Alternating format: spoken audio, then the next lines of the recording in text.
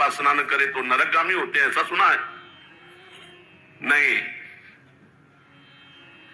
शास्त्रों में जो वर्णन है उसको समझना है। भगवान श्री राम या भगवान श्री कृष्ण का जब आप पूजन करते हैं तो उसी में शक्ति विराजमान है, वो अकेले कभी रह नहीं सकते। शक्तिमान शक्ति में ही विराजमान है, शक्ति शक्तिमान में ही विराजमान है, दोनों अभेद हैं। शक्ति और शक्तिमान कभी अलग हो ही नहीं सकते हैं।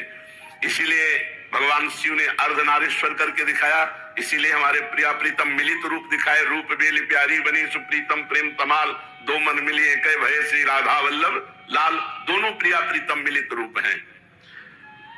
यदि रामकृष्ण के उपासकों को नरक जाना पड़े तब तो धोखा ही धोखा हो गया। ऐसा जो कोई वर्णन करता तो धोखा ही हो गया।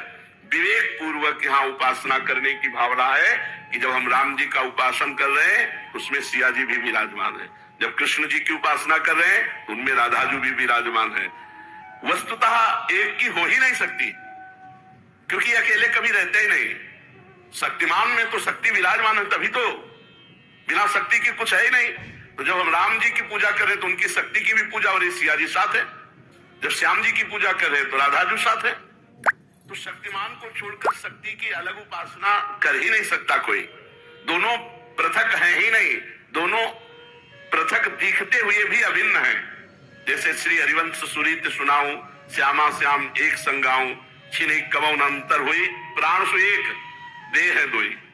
प्राण सु एक देह है दोई, देह दो है और प्राण एक है, मन एक है, रुचि एक है, स्वभाव एक है, वैसे एक है। जो मनुष्य इनको भिन्न भिन्न मानकर पूजा करता है उसको मान सकते हैं, जो अंतराय रखता है।